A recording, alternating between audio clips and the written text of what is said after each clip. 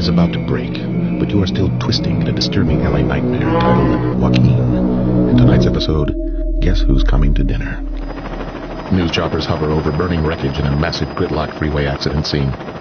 Traffic has come to a complete standstill, and from up here we can see people exiting their vehicles and actually running southbound in the diamond lanes. And it's confirmed, Roger, these animals are not dogs, they're coyotes, driven down from the Hollywood Hills by extreme drought, and they seem to be attacking and dragging down accident victims.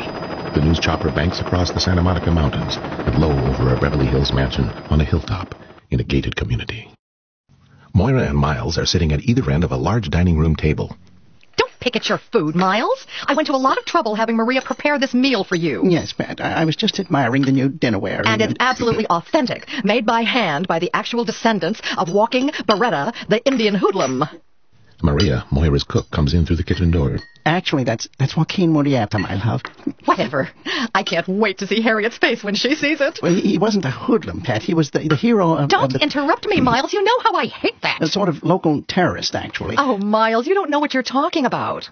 Morieta was the hero of my people. He did not murder anybody. That will be quite enough, Maria. We don't need your version of our history. Well, actually, she was only... Miles, will you stop encouraging her? My God, I have enough trouble with the help around here without you butting in every 5 minutes. Yes, Pat.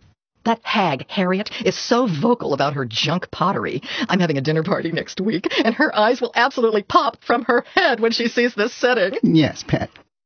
Miles picks up a handful of rice and beans and rubs it on his jacket lapels.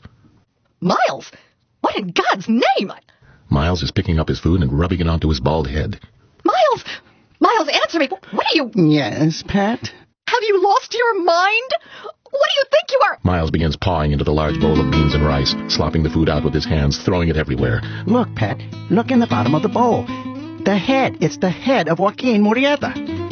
Moira flees into the hallway. Miles scoops away the last of the food, revealing the glorious head of Joaquin Morieta fired into the pottery. Maria stands frozen in the open kitchen doorway. Miles begins to morph into Joaquin Morieta. Moira is desperately punching out a number on her cell. Oh, God, Monica. It's Miles. He's rubbing beans on his head. Lunch? Tomorrow? No, I hate that place. Make it Morton's at 2.